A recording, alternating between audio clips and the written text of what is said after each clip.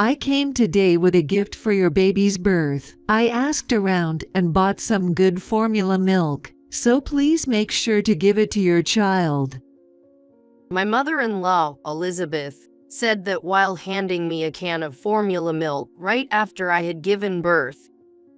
She always believed, without any basis, that I married her son Rick for his money and had constantly harassed me. It felt strange and suspicious to see her presenting a gift with a smile. I hope they grow up healthy. She said that, leaving without any of her usual snide remarks. Her departure felt eerie. Puzzled, I showed the formula milk to my mother who had come to visit. She turned pale and urgently said, "Don't open it. Throw it away right now." Then she rushed to the police station with the milk. "Please examine this powder. I think it's not formula milk." I was shocked and bewildered by what my mother reported to the police. "I'm Sarah, a daycare worker. I love spending time with the adorable children, even though it's always busy due to constant staff shortages. That's when I met Rick. He's a police officer. He visited the daycare where I work to teach the kids about road safety. Every year, it seems that the police collaborate with daycare centers to teach preschoolers about traffic rules before they start elementary school, and it's usually the responsibility of new officers. Rick, young and full of justice, was popular among the daycare staff, and I found him wonderful too.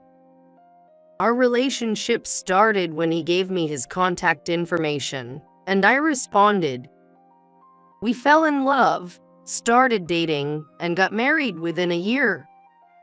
Rick, diligent at work and helpful at home, made our married life blissful. However, I faced one major problem: my relationship with Elizabeth. She seemed convinced I married Rick, a public servant, for his status, and had a low opinion of me. I realized this during my second visit to their home. We were discussing wedding plans at their place. I went to help Elizabeth in the kitchen, where she shockingly said, Even someone as uneducated as you can have an easy life by flattering a public servant. Excuse me, what you mean? Well, being a daycare worker isn't exactly a smart person's job, is it? The pay isn't great, and you must have been worried about your future. But marrying a police officer like Rick means you're set for life. I was stunned by her words. I tried to explain that I didn't marry Rick for his money. I married him for who he is. But Elizabeth never listened. You might deceive Rick, but you can't fool me. She said that, leaving me frozen in shock. From then on, every time I visited their home, she would make snide remarks. Since our houses were close, sometimes we'd see each other as often as once a week. It was always painful, but I endured it because Rick had a good relationship with her. About 6 months into our marriage, I discovered I was pregnant. Rick was overjoyed, and so was I. There were other things that made me happy about being pregnant. It was the fact that I didn't have to see Elizabeth for a while. I asked my mother to help with household chores. Elizabeth's offer to help would have made me uncomfortable. Rick understood and made sure Elizabeth didn't visit. Since our houses are close, I used to be called to my in-laws' house frequently, so not having to see Elizabeth was a relief. However, the distance from my mother-in-law was only until I entered the stable phase of my pregnancy. She called me after that, inviting me to collect vegetables from the family garden. As Rick couldn't come due to work commitments, I had to go alone. When I went to my in-laws' house, my father-in-law, Jason, welcomed me warmly and filled a bag with fresh vegetables for me. They are pesticide-free, so they should be good for you and the baby. Eat plenty of them. He said kindly, making me feel grateful and appreciated. But as I was about to leave, something terrifying happened. Just as I stepped down the front stairs, I suddenly felt a push on my back. Desperately protecting my belly, I twisted and fell, sliding down the stairs shoulder first. It was only about 4 steps, but they were tiled, and I scraped my shoulder and elbow. Enduring the intense pain, I looked up to see Elizabeth, smirking down at me. What a pity. She said that nonchalantly after seeing that I hadn't hit my stomach, and then she went back inside. I had only dealt with her snide remarks before, but now I feared for my life. I discreetly confided in my mother, who was visiting. She listened intently and asked me to tell her immediately if anything else happened. After that, I made sure to visit my in-laws only when Rick was with me, and spent most of my time at home with my mom. This helped me avoid further harassment from Elizabeth. Thankfully, I gave birth to a healthy son, Kevin. Holding my little boy, all the pain and troubles seemed to vanish. After returning home, my mom helped take care of the baby, replacing Rick, who was busy with work. I was slowly getting the hang of this new parenting role. Then, unexpectedly, Elizabeth showed up one day. I came to give a present for the baby's birth. I asked around and bought some good formula milk. Please make sure to give it to your child. Thank you. She was constantly smiling. However, that actually made me feel uneasy, as it was a stark contrast to her usual glaring. I hope he grows up healthy, she said before leaving. As I was pondering over her uncharacteristic behavior, my mom approached, holding Kevin. What did she want? She brought some formula milk she heard was good from the neighbors. I replied my mom, pulling out the formula can from the plastic bag. Instantly, my mom backed away with a shocked expression. Don't bring that near me. What's wrong? Sarah, you mustn't open that can. She warned, then quickly put Kevin in his crib and snatched the bag from me. We need to go to the police right now and tell Rick. Why? Surprised, I followed her, carrying Kevin. We rushed to the police station where Rick worked. Rick, this formula is dangerous. Please check it immediately. Lisa, what's wrong? Sarah received it. I think it's lime. Lime? I gasped, staring into the bag. Rick's face turned serious as he took the can. He then discussed it with his supervisor and they agreed to analyze its contents. A few days later, we learned the shocking truth. The can didn't contain formula milk. It was agricultural lime used in farming. Rick and my mom looked somber back at our house. This lime was once used for marking lines in schools, but it was discontinued after causing blindness in some cases. Blindness, you mean? Just opening the can could have been dangerous for both you and the baby. I shivered, imagining the worst. If I hadn't known and had opened it, Kevin might have been in grave danger. Anger boiled inside me against Elizabeth, who had stooped to harming even Kevin. I couldn't let her actions slide any longer. I decided to expose her misdeeds and seek justice. A few days after receiving the formula milk, Jason called to inform me that the police had shown up at their house. To explain the chaos unfolding to the confused Jason, I headed to my in-laws' house with my mother, holding Kevin. Upon arrival, we saw Elizabeth being restrained by the police, struggling and yelling. I haven't done anything. Don't make up stories. I won't go with the police. Let me go. Sarah, they're saying something about Elizabeth harming you. They're saying they're taking her to the police station. Jason said that, looking bewildered as he alternated his gaze between his wife's commotion and us. Jason, what the police are saying is true. We were almost killed by her. What? What do you mean? I haven't done anything. Don't believe what that woman says. Elizabeth screamed. However, Jason looked at her sternly. If the police are involved, there must be a reason. Sarah, can you tell me what happened? I explained everything to Jason, who had regained some composure. I think she intentionally put lime in the milk. You're into gardening, right? You must have bought lime in bulk. Indeed. I bought lime for the garden. I was planning to spread it soon, but noticed it was less than I remembered. Could she have lied that it was formula milk and given it to Sarah? Elizabeth turned pale under Jason's sharp gaze. No, I wouldn't do such a thing.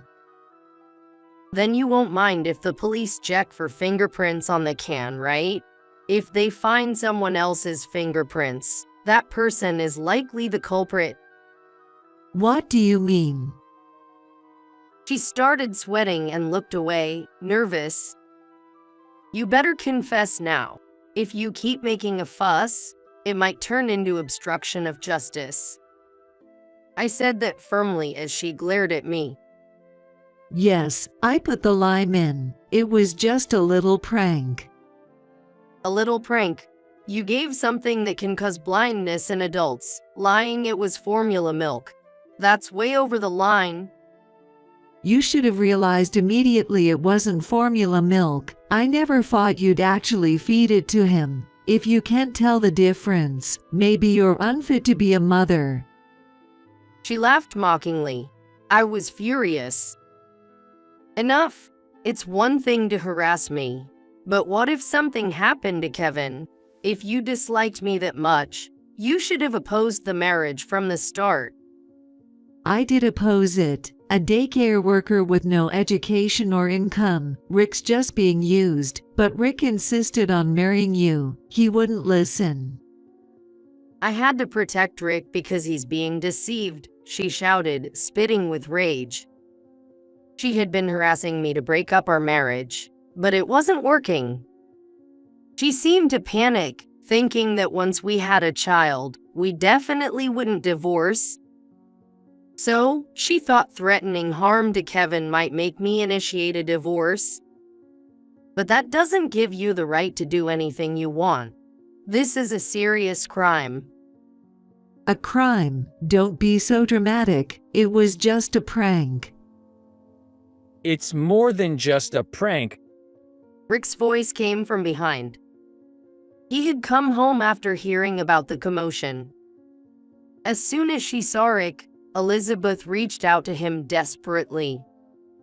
Rick, help me, please. This woman is trying to get me arrested. It's all a misunderstanding. Convince the police. You know them, right? I'm sorry, but it wasn't Sarah who pressed charges. It was me. Why would you do that? I feared for the lives of Sarah and our child. Rick said that as he looked at her sadly. When you gave Sarah the lime, she and her mother came to the police station where I was. I've heard all about the harassment. That was just being a bit strict. No more lies. I've heard about the lime. If Sarah had opened it while holding Kevin, the dust could have caused serious harm. I honestly didn't know it was that dangerous. I thought it was harmless since it's used in gardens. Not knowing isn't an excuse. There was no harm done, but you had malicious intent. That could be attempted murder. Attempted murder. She gasped, covering her mouth. You've done enough. Reflect on your actions and pay for them. Wait, I did it for you. Please, let's pretend this never happened. We're family. Overlook this much. She clung to Rick with tears in her eyes.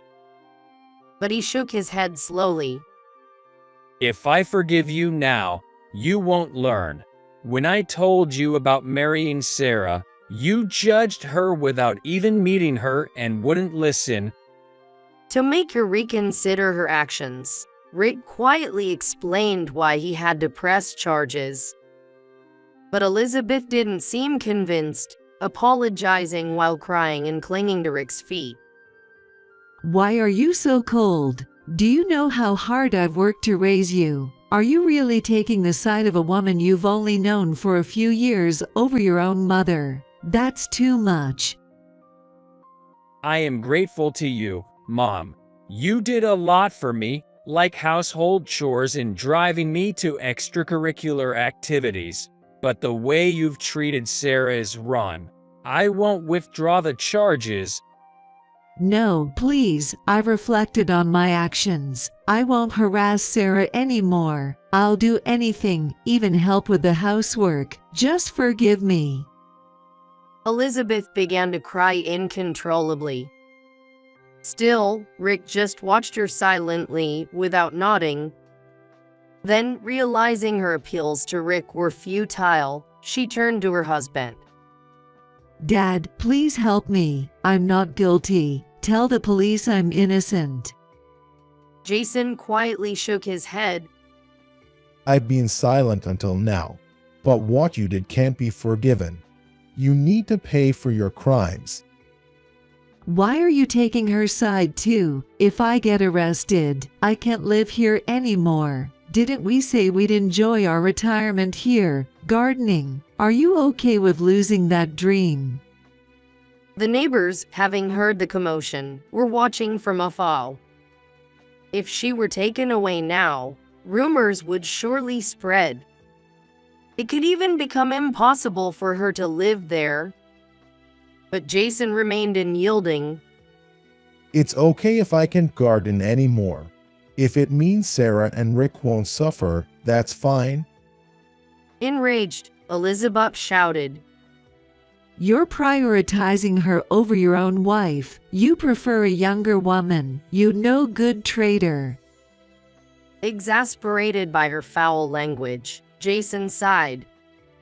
I never thought you were this terrible. I can't stay with you anymore. We're getting divorced. Get arrested for all I care. Are you serious? You're joking, right? We were fine until yesterday. Why are you suddenly talking about divorce? Jason held his head. Suddenly, watching you harass Sarah without remorse and insult others when things don't go your way cooled my love instantly. But everyone's on Sarah's side. No one listens to me. We are listening, and we're saying you're wrong. What you did is bad enough for arrest. How can you not understand that? Shocked, she fell silent at his stern tone. I don't want to spend my life with someone who lacks common sense. Jason said that, causing Elizabeth to tremble violently. Wait, if you leave me, what am I supposed to do? I have no income. My pension is not much. I won't be able to live. Please, just not divorce. She stretched out her hands, pleading as if casting a spell to stop the divorce. However, Jason coldly brushed her hands away. Her face was then a mess with tears and smeared makeup. She then turned towards me. Sarah, I'm sorry. It was my fault. I apologize. So please forgive me. If you forgive me, then Rick and Dad will too. Please forgive me. That's not really an apology to me, is it? You're just apologizing to get forgiveness from Rick and your husband, right? No, that's not true. I really do feel sorry. I'll do anything if it means getting forgiveness. You know, child-rearing is hard, right? I can help you with that. It will make things easier for you. She said this with a forced smile. It made me feel nauseous. How could I trust someone who endangered Kevin's life with such dangerous harassment to help with child rearing? I sighed, exasperated at her complete lack of understanding. I'm sorry, but I can no longer trust you. Therefore, I want nothing more to do with you. Don't say that. Aren't we family? Family? You never thought of me as family, did you? You've always been trying to divorce me and kick me out of the house. Well, that's... I might have tolerated the harassment against me, but I can't forgive someone who harasses Kevin. I can't consider you family anymore, and no matter how much you apologize, I can't forgive you. Rick then signaled the police. They grabbed Elizabeth's arm to take her to the patrol car. No, stop. Don't touch me. Please, forgive me. As she screamed, the police led her away. She was later arrested for attempted murder. We didn't suffer any health damage, but due to the severity of her actions and her malice, she faced serious punishment. Jason divorced her, and Rick also decided to cut ties with her. Now, she is in prison, and we have moved and cut off all means of communication to ensure she cannot contact us after her release. She had a history of harassment and wasn't well regarded in the neighborhood. Her arrest spread her bad reputation, and she lost any supporters she might have had. Even after her release, she likely lived a lonely life without friends or relatives to rely on. Being a housewife, she has no income. And with her age and criminal record, finding work will be difficult. It's sad to think about her situation, but for Kevin's safety, it was necessary. Kevin is now crawling and growing well. Watching him grow, I'm relieved we cut ties with Elizabeth. I'm committed to ensuring Kevin's health and safety going forward.